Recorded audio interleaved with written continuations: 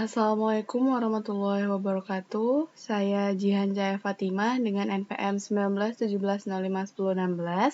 Di sini saya akan menjawab pertanyaan dari UTS Teori Pengenalan Pola.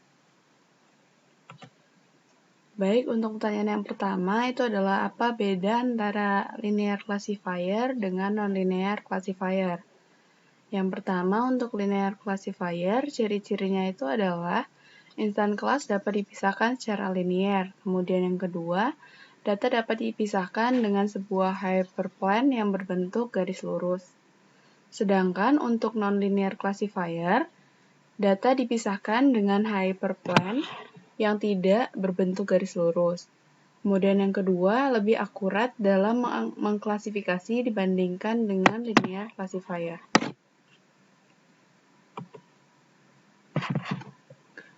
Berikut adalah contoh gambar ilustrasi dari plot linear classifier dan non-linear classifier. Pertama kita lihat yang linear classifier terlebih dahulu. Di sini dapat dilihat bahwa data terbagi menjadi dua kelas, yaitu kelas yang atas dan kelas yang bawah.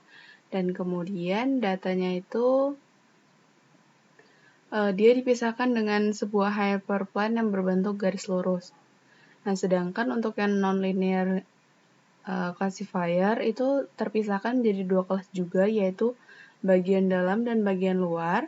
Namun, bentuk hyperplane-nya tidak berbentuk garis lurus, melainkan berbentuk acak, seperti ini. Kemudian, perbedaan selanjutnya untuk keunggulan dari linear classifier itu adalah cepat, dan keunggulan dari non-linear classifier itu dapat mengoperasikan permasalahan yang lebih kompleks. Sedangkan untuk kekurangannya, untuk yang linear classifier itu dapat gagal jika data yang diklasifikasi bukan berbentuk data linear. Kemudian untuk kekurangan dari non-linear classifier itu sering terjadi overfitting. Untuk contohnya, linear classifier itu ada naive Bayes, kemudian juga ada linear SVM. Untuk contoh dari non-linear classifier itu ada KNN, yaitu K nearest neighborhood, dan kemudian juga ada non-linear SVM. Pertanyaan selanjutnya, nomor 2, yaitu jelaskan dan beri contoh cara kerja menggunakan data sederhana dengan teknik logistic regression. Sebelumnya, logistic regression itu adalah algoritma klasifikasi machine learning yang digunakan untuk memprediksi probabilitas variabel dependent categories. Nah, logistic regression ini biasanya digunakan pada binary classification, dan yang kedua, hasil perhitungan berupa label yes atau no, atau bisa juga berupa binary yaitu 1 atau 0. Berikut adalah contoh beberapa plot tentang hubungan antara usia dengan membeli barang atau tidak. Di sini dapat dilihat usianya seperti berikut, dan di sini terdapat plot membeli barang atau tidak.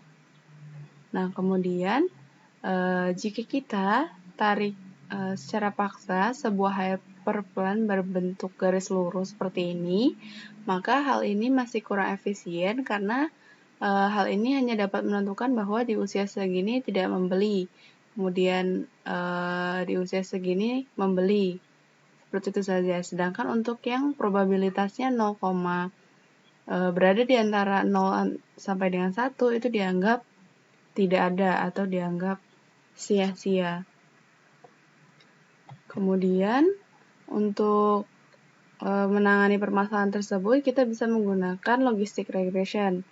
Contohnya untuk langkah-langkahnya yaitu di sini seperti biasa, di sini terdapat persamaan regresi biasa yaitu Y sama dengan A0 ditambah A1 kali X, dan kemudian ditambah dengan fungsi sigmoid yaitu P sama dengan 1/1 ditambah E pangkat min Y.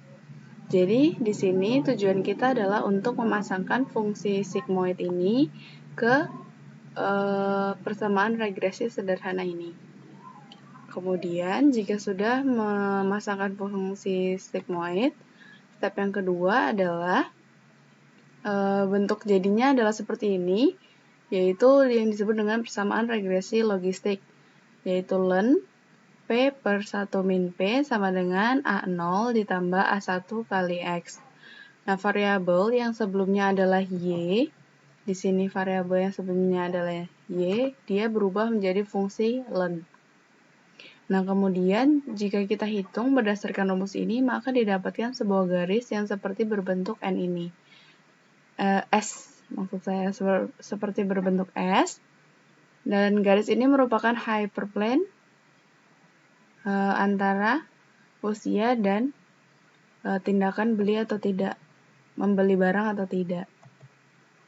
Untuk lebih jelasnya di sini misalkan kita beri angka untuk usia-usianya, di sini terdapat usia 18, kemudian 24, kemudian 28, 35, 41 dan 50 tahun. Dan kita akan menentukan apakah di usia sini memprediksi di usia berapa mereka akan membeli barang dan berapa yang tidak membeli barang. Nah, dari angka-angka ini kita hitung menggunakan rumus yang tadi ini, menggunakan rumus persamaan regresi logistik. Kemudian, maka akan didapatkan berupa angka ini yaitu 0,09, kemudian 0,35, 0,71, dan 0,92. Kemudian di sini 18 adalah 0, dan di sini 51. Nah, kemudian selanjutnya kita akan menentukan batas keputusan. Batas keputusan di sini ditentukan yaitu 0,5 ditandai dengan garis-garis yang berwarna coklat. Nah, kesimpulan apa yang bisa diambil? Kesimpulan yang bisa diambil adalah usia 18 itu tidak membeli barang karena dia 0 hasilnya. Kemudian usia 24 dia tidak membeli barang yaitu 0,09. Dan usia 28 juga tidak membeli barang yaitu 0,35. Karena 0,09 dan 0,35 itu masih berada di bawah dari batas keputusan. Oleh karena itu, semua yang berada di bawah keputusan itu akan terkategorikan sebagai tidak membeli barang. Untuk itu, maka untuk usia 35, 41, dan 50 itu terkategorikan akan membeli barang, yaitu karena sudah berada di atas batas keputusan, yaitu sebesar 0,71, 0,92, dan 1. Pertanyaan selanjutnya, 2B, yaitu jelaskan dan berikan contoh cara kerja menggunakan data sederhana menggunakan teknik SVM. SVM atau Support Vector Machine adalah sebuah algoritma klasifikasi yang memisahkan kelas-kelas dengan sebuah hyperplane. SVM ini mengoptimalkan agar mendapatkan sebuah margin terbesar, kemudian menggunakan dua data untuk menentukan support faktornya. Nah, kurang lebih seperti ini untuk contoh ilustrasinya. Di sini terdapat ada dua plot data, yaitu plot merah dan plot biru. Nah, di sini kita sebut saja plot negatif dan plot positif. Kemudian selanjutnya kita akan menentukan hyperplane dari kedua plot ini yang memisahkan antara dua kelas ini. Nah, kemudian ini adalah hyperplane-nya. Kemudian selanjutnya kita akan mencari margin terbesar dengan jarak A sama dengan B, yaitu jaraknya sama dengan titik terluar dari kelas tersebut gitu. Kemudian, nah di sini titik terluar dari kelas tersebut ini disebut dengan support vector, atau bisa juga dikatakan yang menjadi patokan sebuah hyperplane ini.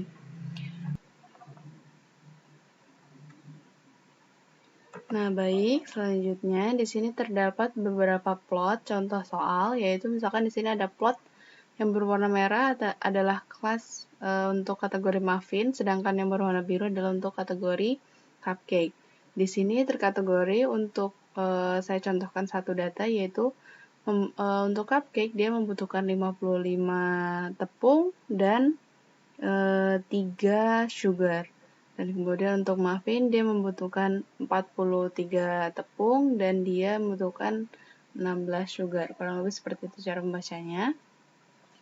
Nah, kemudian selanjutnya jika sudah menentukan kategori dari dua kelas, selanjutnya adalah mengambil sebuah hyperplane atau garis pembatas antara dua kelas tersebut. Yaitu di sini sudah kita ambil menggunakan function SVM. Kemudian selanjutnya kita akan menghitung jarak dari titik terluar dari kelas tersebut gitu. Kemudian jarak antara hyperplane dengan titik terluar. Jika jaraknya sama, maka itu sudah optimal, margin yang paling optimal. Kemudian setelah didapatkan bahwa margin tersebut optimal, maka kita bisa tentukan bahwa hyperplane ini sudah optimal dalam membagi dua kelas tersebut. Nah, setelah mendapatkan hyperplane optimal, maka selanjutnya kita bisa mengidentifikasi jika ada data baru yang masuk. Misalkan di sini data yang berwarna kuning, yaitu dia membutuhkan 50 tepung dan 0 sugar. Nah, dia termasuk ke muffin atau ke cupcake gitu. Nah, karena di sini sudah dibatasi sebuah garis hyperplane-nya, maka karena dia berada di sebelah atas atau sebelah kanan hyperplane, maka dia tergolongkan sebagai muffin. Kurang lebih seperti itu cara kerja penggunaan SVM. Kemudian soal yang ketiga, 3A, yaitu jelaskan dan beri contoh cara kerja menggunakan data sederhana dengan teknik decision tree. Jadi, decision tree itu adalah metode pengambilan kesimpulan berdasarkan pohon keputusan. Decision tree menggunakan skema algoritma pengambilan keputusan berantai dan tersusun menjadi hierarki keputusan. Berikut adalah contohnya, yaitu misalkan umur, penentuan kelas seseorang jika ingin wawancara, misalkan di sini umurnya, jika lebih dari 50 tahun akan ditanyakan pendidikan terakhirnya, apakah pendidikan terakhirnya SMU atau kuliah. Jika pendidikan terakhirnya adalah SMU, maka akan tergolong sebagai kelas A. Jika pendidikan terakhirnya adalah kuliah, akan tergolong sebagai kelas B. Sedangkan untuk umur yang berusia lebih dari sama dengan 50 tahun, dia akan tergolongkan ke dalam kelas C. Seperti itu untuk pengambilan keputusan menggunakan decision tree. Nah, selanjutnya ada contoh soal. Di sini terdapat beberapa data dengan label yaitu sunny, overcast, rain, overcast. Nah, di sini adalah data untuk menentukan apakah dapat bermain atau tidak di lapangan, seperti itu. Nah, untuk menghitung tingkat prioritas dari keempat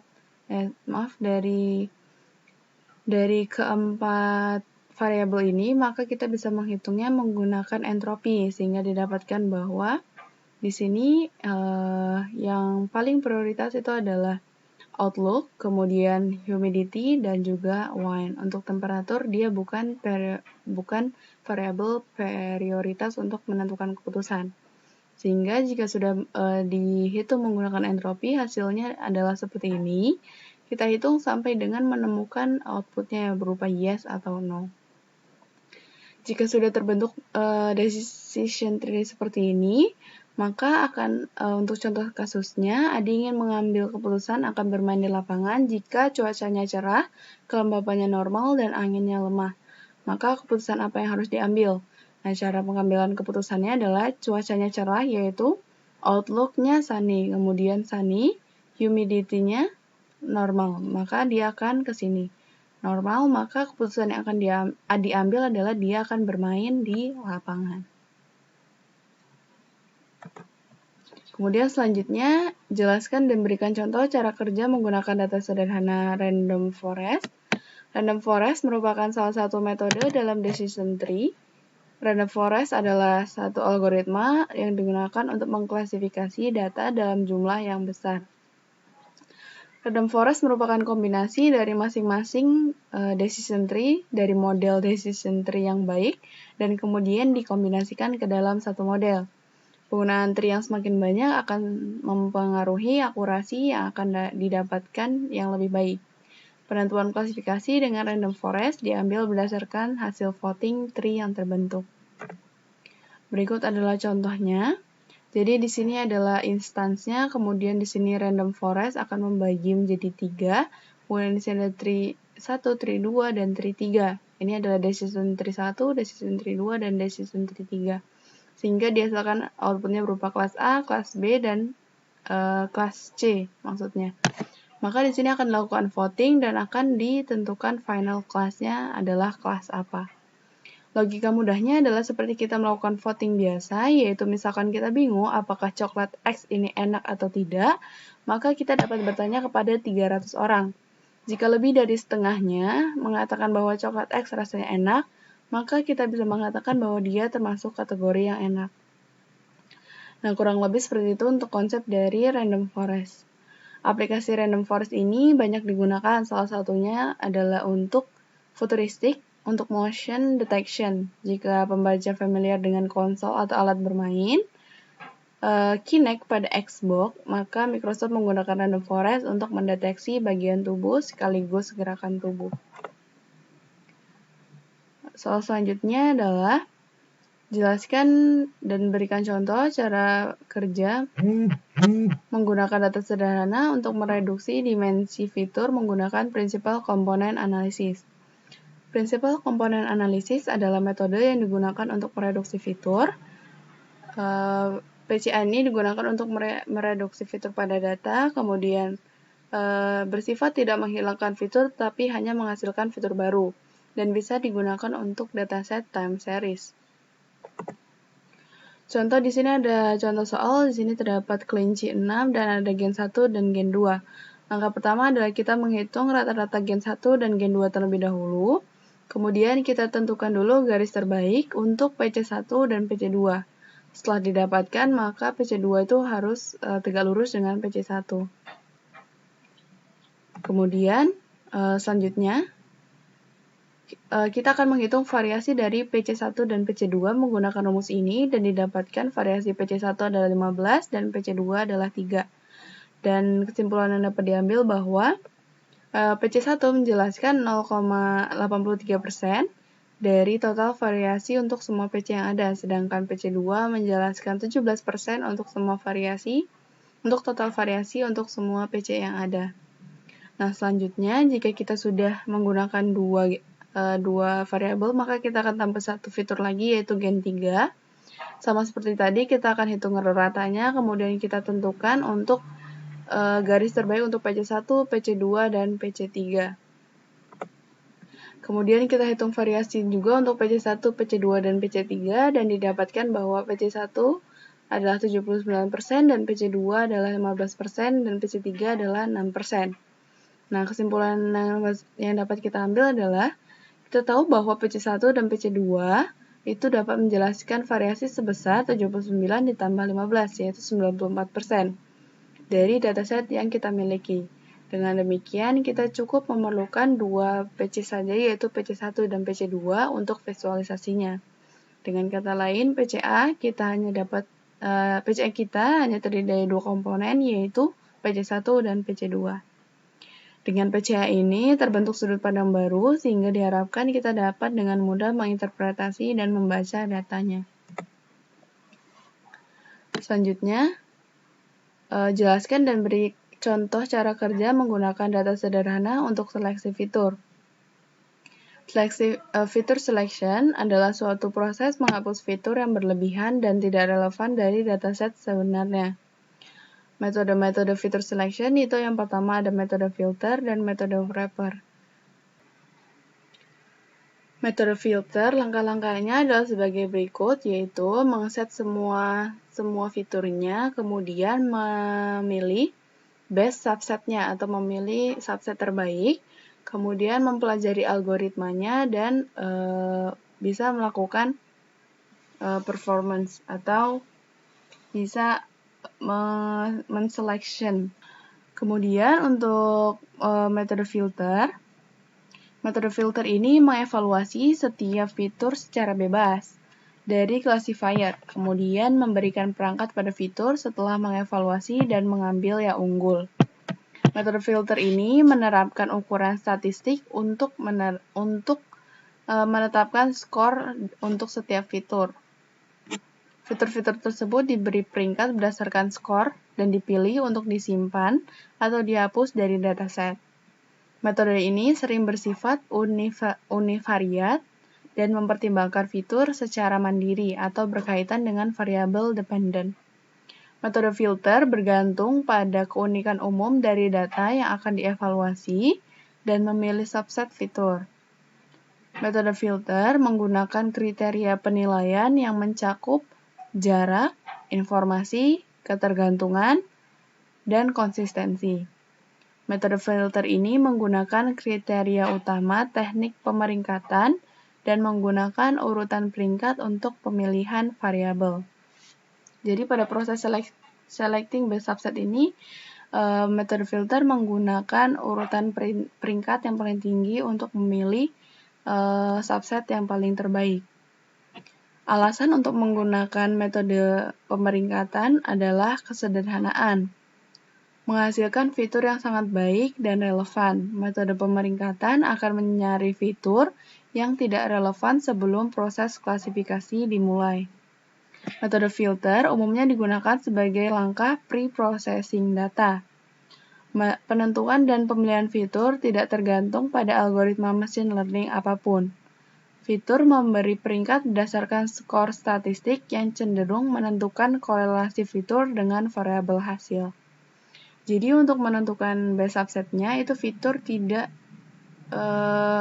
dinilai berdasarkan kecenderungan dalam korelasi antara variabel hasil dengan korelasi fiturnya. Kemudian yang kedua adalah metode wrapper. Langkah-langkahnya itu adalah set semua fitur. Kemudian untuk memilih best subset, dia menggenerasi subset yang terlebih dahulu, kemudian learning algoritma. Dan ini dilakukan berulang sampai menemukan yang paling optimal, baru kemudian dia bisa menseleksi fiturnya.